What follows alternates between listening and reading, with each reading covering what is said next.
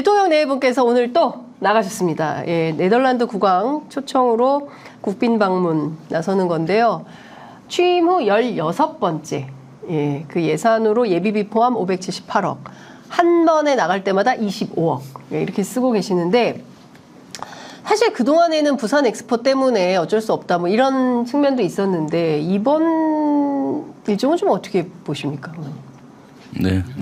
사실 이번 큰 이슈가 없는 상태에서 나가는 게 문제인 것 같아요. 네. 뭐 이슈가 크게 있어서 진짜로 얻을 것이 많다면은 해외 순방도 필요하겠죠. 그런데 지금 네덜란드하고는 사실 얻을 것이 그렇게 크진 않아요. 반도체 동맹을 체결하기 위해서 가겠다라고 하는데 네. 이미 사실은 우리나라하고 네덜란드 ASML 이런 회사하고는 사실 이미 교류가 활발하고 네. 네덜란드하고도 외교 활동이 활발한 상태에서 크게 뭐 얻는 것은 없는 것 같아요. 그리고 또 더 큰 문제는 네. 네덜란드가 유럽에 있는데 아주 먼 나라잖아요. 그런데 가실 때는 통상 인접국 한두 개국을 섞어서 이상국을 가야만이 네.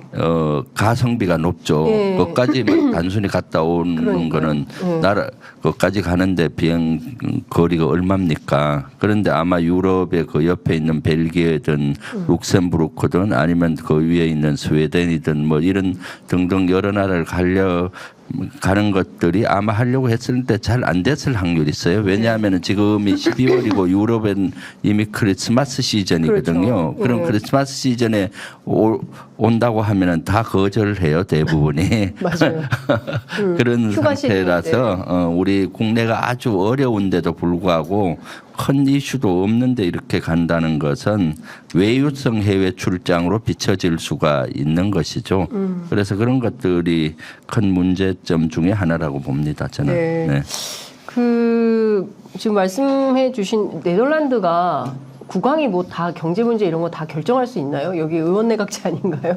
유럽의 국가들이 네, 많은 나라들이 그렇죠. 대체적으로 의원 내각제잖아요. 네. 그리고 이제 우리처럼 또 양당제가 아니고 대부분 다 다당제입니다. 그렇습니다. 예, 그래서 그 이제 넷플릭스 드라마들 보면은 덴마크의 다당제 상황을 중심으로 한 정치 드라마가 있습니다. 베르기엔이라는 정치 드라마가 있는데요. 그 이제 소수당들이 서로 어떻게 연정을 구성하느냐 그런 것들과 관련된 네. 이제 네덜란드 정치 드라마입니다. 그래서 저도 우리가 다당제를 체험해보지 않아서 그 드라마를 보면서 아 유럽은 이렇게 다당제 가지고 대화와 협상의 문화가 잘 되고 있구나 그런 것들을 보는데요. 네덜란드도 마찬가지입니다. 네. 이게 다당제예요. 그리고 네덜란드 국왕 초청으로 갔다 그러지만은 네. 다당제이기 때문에 그 총리하고 그다음에 연정하는 정당들하고 정책 조율이 굉장히 중요한 그런 정치 제도에 기반하고 있는 나라입니다. 그런데 이번에 또 총리가 완전히 굉장히 그 우익적인 총리인데 네. 또 그 내부적으로 정치 일정이 복잡해가지고 지금 현재 그 다당제 국가에서는 연정에 따라서 이 연정의 구성이 이렇게 달라져 버리면은 총리가 또 금방 바뀌거든요. 네. 그래서 지금 또 총리가 곧 바뀔 상황이에요. 그러니까 그 총리가 바뀔 상황인데 총리하고 회담을 해가지고 무슨 일을 할 수 있을 것인가 이런 네. 것들에 대한 뭐 윤석열 대통령이 정말 신비한 외교 능력을 가지고 있는 게 아니라 한다면은 그거에 네. 대한 당연한 의문을 품을 수 있고요. 그리고 우리 김명주 의원님 말씀하셨던 것처럼 대통령의 순방은 굉장히 중요합니다. 그 나라의 국격을 가지고 다른 나라하고 관계를 통해서 국익을 어떤 가장 높이는데 대통령의 순방이 중요한 역할을 합니다. 그렇지만 또 대통령은 국내에서 또 해야 될 일도 산적해 있잖아요. 그렇습니다. 그래서 이거를 잘 조율을 해야 됩니다. 그러면 이제 우리가 이번에 대통령의 순방을 가지고 너무 잦은 순방이라고 비난을 하는데 왜 잦은 순방이 되냐면 왜 숫자가 늘어나냐면요. 일단은 한번 우리가 돌이켜 보시죠. 지난번에 캘리포니아에서 네. 에이펙 회의를 하지 않았습니까? 네. 거기에 대통령이 참석하신 거죠. 근데 에이펙 갔다가 다시 뭐 어떤 분들은 이제 대통령의 잦은 해외 순방을 조금 이제 비판하는 입장에서 다시 이제 그 입국하셨다 뭐 그렇게 하시던데. 네. 근데 그 다음에 또 바로 영국 프랑스를 또 가지 않았습니까?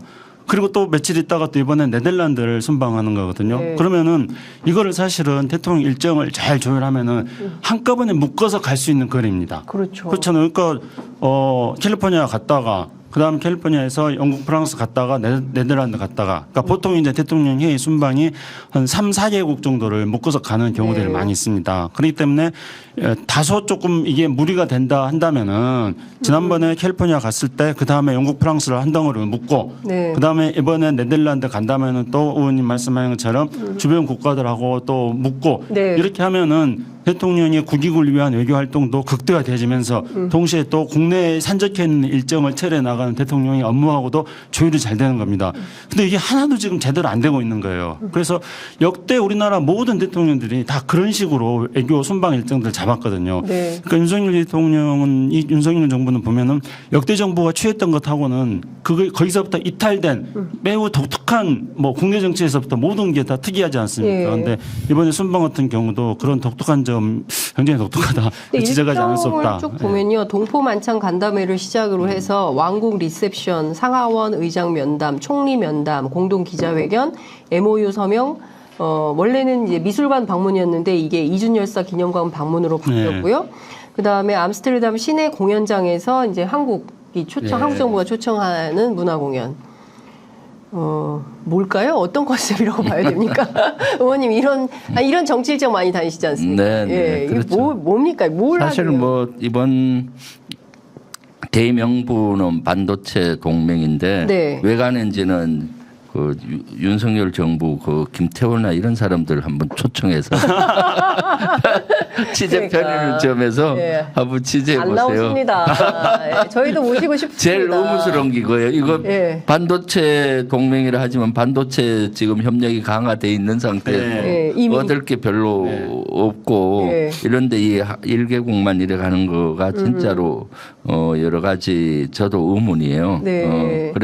그런 것이죠. 그래서 사실은 이런데 1개국을 간다 하면은 큰 크리스마스 선물처럼 큰 선물이 있어야 될 텐데 그런 선물을 받아와야 될 텐데 그런 선물을 받아올지가 사실은 의문이죠. 그렇기 때문에 국민들께서는 외유성 해외 순방이 아니냐 네. 이런 의혹을 계속 제기하고 또 있는 것이죠. 사실. 네. 네. 네. 그 관계자들을 네. 이 윤석열 정부의 외교 담당자들을 장윤선의 취재 편의점에 초청하는 방법이 있습니다. 어떤 겁니까? 네. 그건 뭐냐면요. 세게 비판하면 됩니다. 그럼 와서 해명해라. 제가 한번 세게 비판해 볼까요? 네, 세게 한번 비판해 보시죠. 네. 네. 그러니까 이제 지금 반도체 동맹이 제일 중요하다고 하지 네. 않습니까? 그런데 지금 이제 반도체야말로 지금 뭐 반도체는 무슨 산업의 쌀이다 뭐 다 아는 이야기잖아요. 네. 좋아요. 그러면 이제 네덜란드 ASML하고 뭘 할 것인가? 네. 근데 네덜란드 ASML하고는 이미 2021년도에 네. 당시에 화성 시장하고 그다음에 당시 산자부 장관하고 네. 해가지고 이 ASML이 반도체 부품 생산하는 회사인데 세계적으로 굉장히 경쟁력 있는 회사입니다. 네. 그래서 이 회사가 이제 아시아 지부 같은 공장을 만들려고 했는데 네. 어디다 할까 하다가 뭐 대만에다 할까? 근데 뭐 대만은 또 TSMC가 있으니까. 근데 이제 우리 산자부하고 당시 이제 그 화성시하고 같이 협력해가지고 그래서 동탄에다 그 공장을 유치하기로 했어요 이미. 네. 2021년에 동탄 유치하기 결정을 했습니다. 예. 그리고 2022년도에 네. 이미 동탄에 공장 착공식도 다 했어요. 그러니까 이미 기반이 다 만들어져 있는 것이기 때문에 만약에 네. 대통령이 순방한다 그러면은 대통령 어느 때 순방을 해야 되냐면은요 협상을 하는데 그 ASML이 말 안 듣는다거나. 그렇죠. 그리고 네. 이제 이 한국으로 안 오고 뭐 일본에 간달까, 간다거나. 뭐 대만을 간달까. 네. 그럴 때 이제 물밑에서 작업을 하는데 잘 안 되니까. 네. 그때는 대통령이 딱 가가지고 네. 꼭지를 탁 따줘야 되는 겁니다. 그렇죠. 근데 이미 다 결정했거든요. 동탄 오기래. 그리고 이제 ASML 그 사장이 와가지고 네. 2022년에 착공식 와가지고 네. 한국 정부와 네. 그리고 그 한국의 지자체가 협력을 너무 잘해가지고 네. 그 한국과 반도체 협력 지금 잘해 나가는 순탄하게 가고 있다.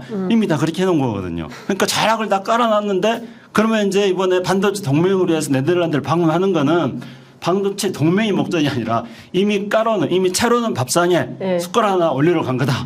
대통령이 숟가락 올리러 갔어야 되겠습니까? 그러니까 그러니까 지금 성과를 지금까지 이룩한 성과에다가 한두 개 플러스해서 부풀려서 네. 이 전체적인 성과. 기승전 문재인 정부 하는데 이번엔 기승전 윤석열 정부 할 것 같아요. 문재인 정부에서 이렇게 노력하고 네. 했던 것들은 예. 뒤로 하고 이렇게 성과를 얻었다라고 이렇게 홍보할 확률이 많잖아요. 그걸 네. 좀 지켜봐야 될 것 같고요. 네. 네. 그러니까 지금 말씀 주신 내용을 종합을 해보면 대통령이 외교적으로 성과를 실질적인 역할을 해야 되는데 그런 건 전혀 없고 갔다 오고 나면 뭐 MOU 얼마 뭐 체결했다 뭐 우리 경제적 성과다라고 어떤 홍보용 뭐 이런 방식으로 언론을 또 동원하거나 이런 것은 아닌가라는 생각이 좀 들기도 합니다.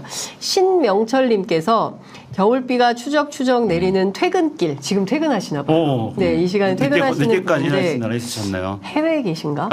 해외는 아마 비가 겨울비가 네. 추적 아, 그건 아니네. 서울이네. 예. 그렇죠.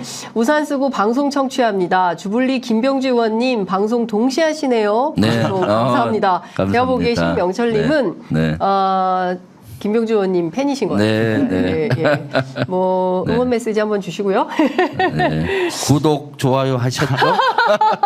장윤선 취재 파일 예, 구독, 좋아요 예. 해주시고요. 아유. 장윤성 취재 파일 구독자는 주불리 김병주. 구독하시고 댓글에 일자 한번 눌러주세요. 네. 일자 누르면은 네. 얼마나 들어오시는지 알 수 있죠. 네. 알겠습니다. 기분 좋은 주불리 이렇게 남프로님께서도 저 댓글 주셨습니다.